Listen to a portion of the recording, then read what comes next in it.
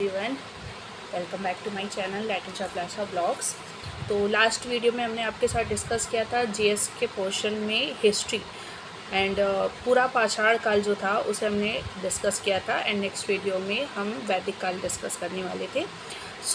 आज मैं दूसरा जो सेकंड वीडियो ये अपना लेके आई हूँ आज के डेट का, वो ये है कि इसमें मैं साइंस डिस्कस करने जा रही हूँ क्लास 7 की इसलिए डिस्कस करने जा रही हूँ क्योंकि science up to 10th level ऐसा सब्जेक्ट है जो आपका जीएस में आना है। तो आप चाहे साइंस बैकग्राउंड से हो या फिर आप आर्ट्स से हो, कॉमर्स से हो, किसी भी सब्जेक्ट से आपने टीजीटी, पीजीटी, एलटी, जीआईसी किसी भी सब्जेक्ट का फॉर्म फिलअप किया हो या किसी भी सब्जेक्ट किसी भी जॉब के लिए आपने फॉर्म फिल किया हो, 10th तक की साइंस जो होती है वो हर पेपर में मस्ट होती है। वो आपके जीएस के ही पोर्शन में आती है। आपको पता है कि जीएस के पोर्शन में आपका math, science, reasoning, history, geography, current affair सब कुछ होता है।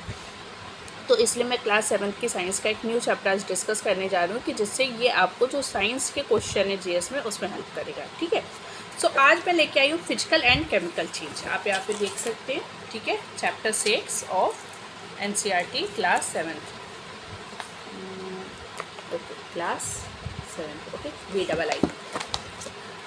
Physical and chemical change. तो हमारे आसपास क्या होता है, जो सबसे मेन चीज़ हम अपने आसपास देखते हैं वो है change.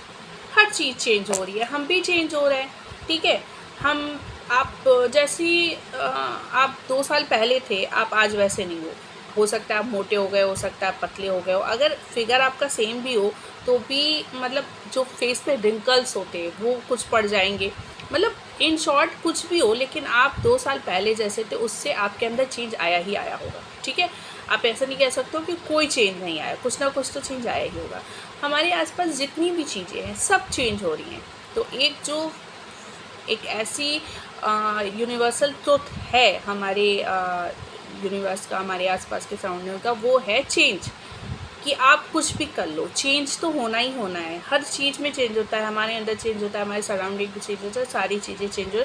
The change is constant. एक ऐसी चीज़ जो कि हमेशा कांस्टेंट रहने वाली है वो होता है चेंज। ठीक है, तो चेंज अगर हम साइंस के टर्म में बात करें तो 2 टाइप के होते हैं। एक होता है फिजिकल चेंज, एक होता है केमिकल चेंज। फिजिकल चेंज वो चेंज होता है जिसमें कोई न्यू सब्सटेंस फॉर्म नहीं होता है। ठीक है, जो कंपाउंड था वही पुराना रहता है, बस उसकी फिजिकल अपीयरेंस जो है वो थोड़ी चेंज हो जाती है, वरना उसकी जो प्रॉपर्टीज़ थी वो चेंज नहीं होती, क्योंकि कोई भी नया कंपाउंड नहीं बनता है। ठीक है,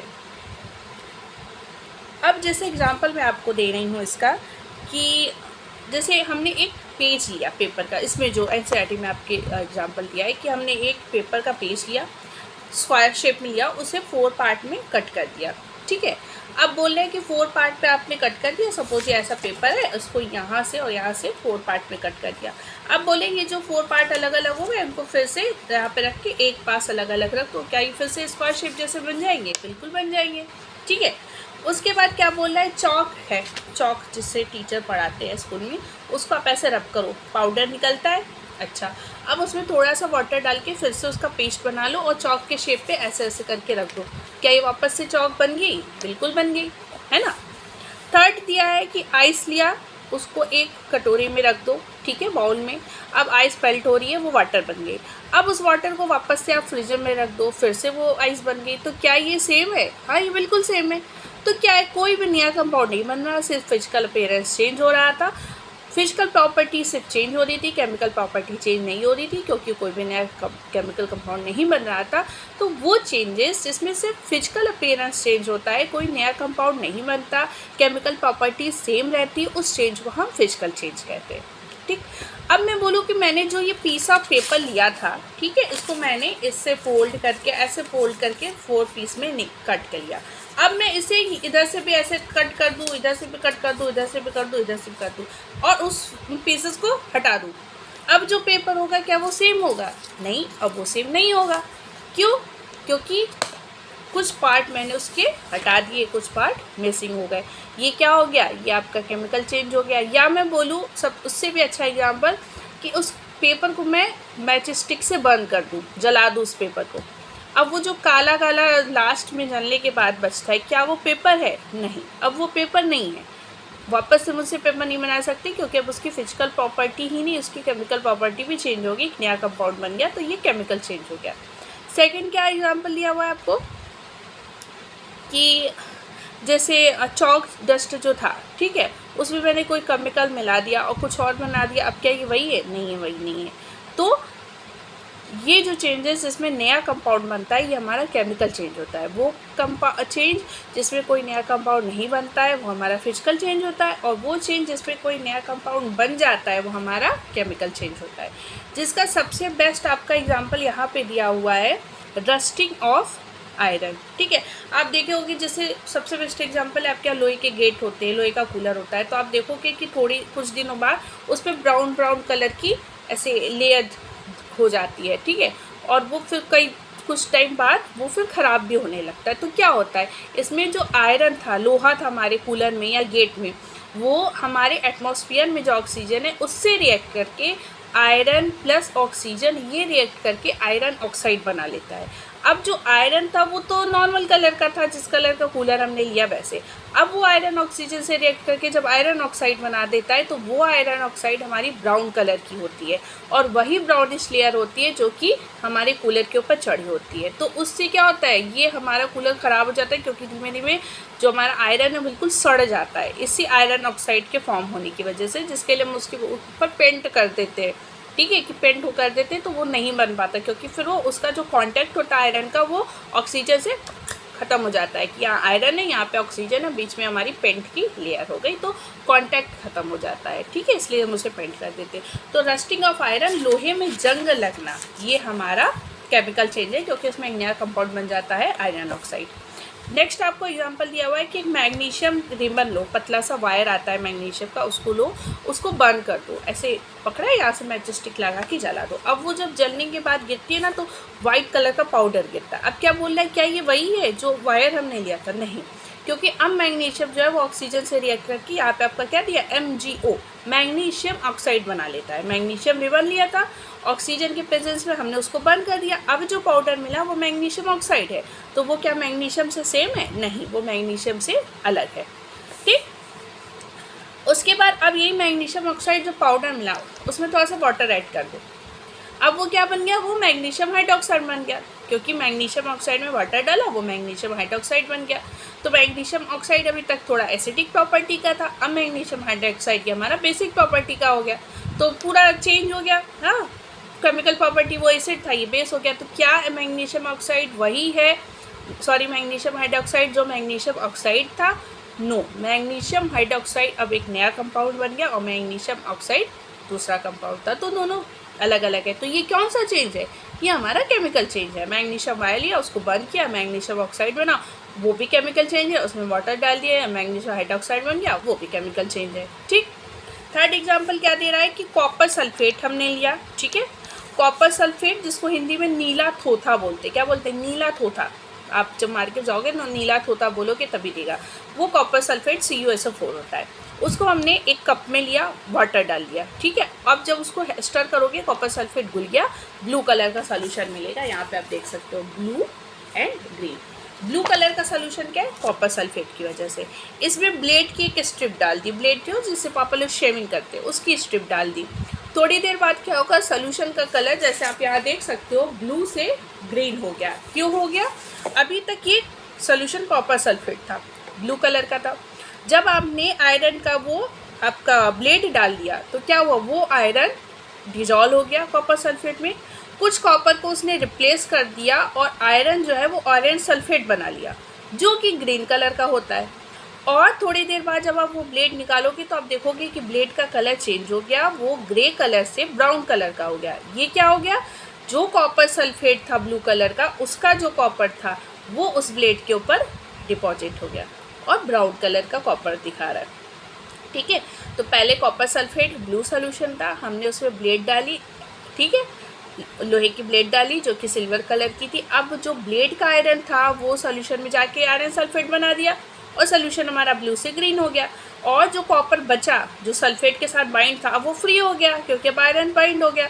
वो कॉपर ब्लेड के ऊपर जाके डिपॉजिट हो गया और उसने ब्राउन कलर बना दिया ब्लेड के ऊपर, तो वो हमारा ब्लेड कैसा हो गया, ब्राउन हो गया, क्योंकि अब उसके ऊपर कॉपर डिपॉजिट हो गई। तो क्या ये फिजिकल चेंज था? नहीं, ये केमिकल चेंज था, क्योंकि कॉपर सल्फेट से हमारा कॉपर बन गया एंड आयरन से आयरन सल्फेट बन गया, दोनों नए कंपाउंड बने, तो ये केमिकल चेंज है।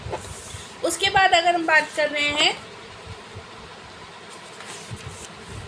कि कार्बन डाइऑक्साइड है उसमें लाइम वाटर डालो, तो कार्बन डाइऑक्साइड है CO2, लाइम वाटर है कैल्शियम हाइड्रोक्साइड।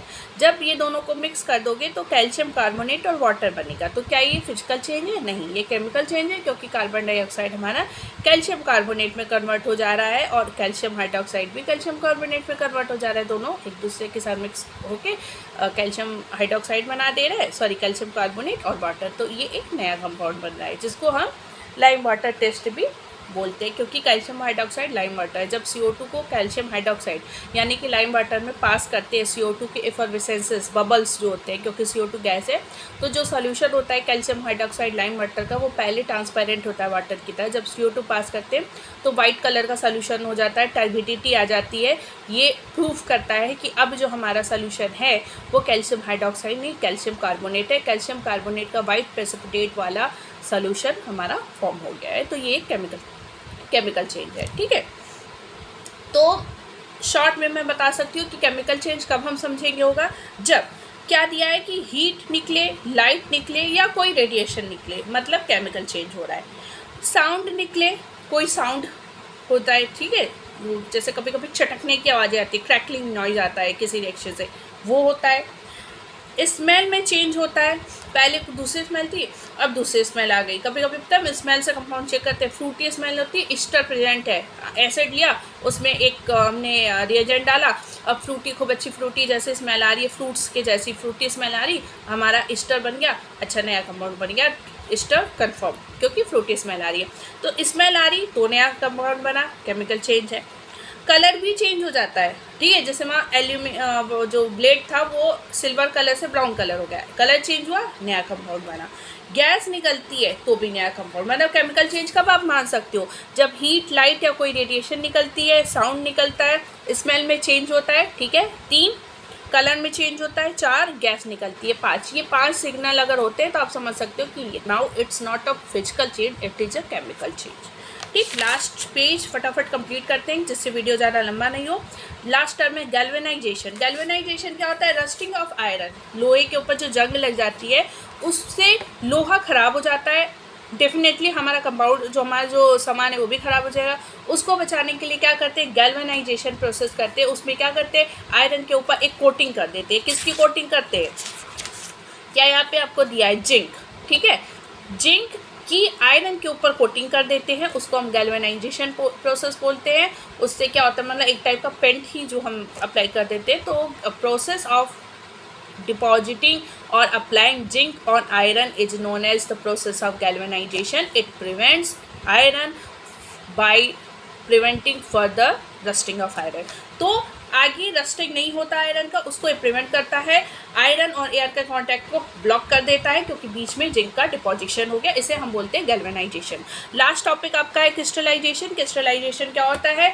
किसी भी सोल्यूशन को रूम टेम्परेचर पे नहीं, थोड़े हाई टेम्परेचर पे डिजॉल्व करते हैं किसी कंपाउंड को, उसका सोल्यूशन बनाते हैं हाई टेम्परेचर पे, फिर जब वो लो टेम्परेचर पे यानी रूम टेम्परेचर पे आता है तो वो क्रिस्टल सेपरेट आउट हो जाता है, सोल्यूशन से बाहर निकल जाता है, प्योर फॉर्म होता है। उसको सिंपली बीकर से हम फिल्टर पेपर से फिल्टर करके उस क्रिस्टल को निकाल लेते हैं, वो हमारा प्योर क्रिस्टल होता है, जिसको हम आगे मेल्टिंग पॉइंट वगैरह के लिए यूज़ कर सकते हैं। ये प्रोसेस हमारा क्रिस्टलाइजेशन होता है। तो यहाँ पे ये चैप्टर हमारा खत्म हो जाता है। हमने पढ़ा chemical change, physical change, crystallisation, chemical reaction, galvanisation and rusting. तो अगर वीडियो अच्छा लगा होगा तो प्लीज़ वीडियो को लाइक करिएगा, चैनल को सब्सक्राइब करिएगा, अधिक से अधिक शेयर करिएगा। मिलते हैं नेक्स्ट वीडियो में, तब तक के लिए बाय बाय।